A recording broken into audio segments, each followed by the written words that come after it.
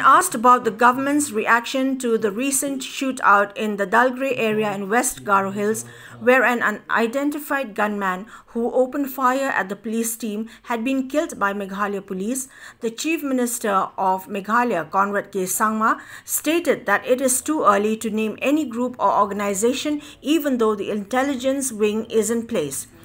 On the alleged adamant attitude of the MDA government on the incident, the Chief Minister stated that the government is very alert and all operations are taking place. He added that when it comes to law and order, all suggestions and information from the opposition and the general public are taken into account.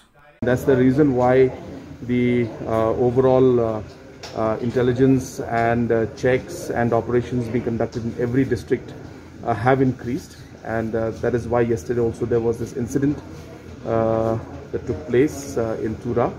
So we are very much aware of it. To specifically mention any group would not be appropriate right now without proper intel on it. But yes, the movements are taking place. Information is there with us regarding all these aspects. But I would not want to name any organization as such right now at this point in time. So one supplementary.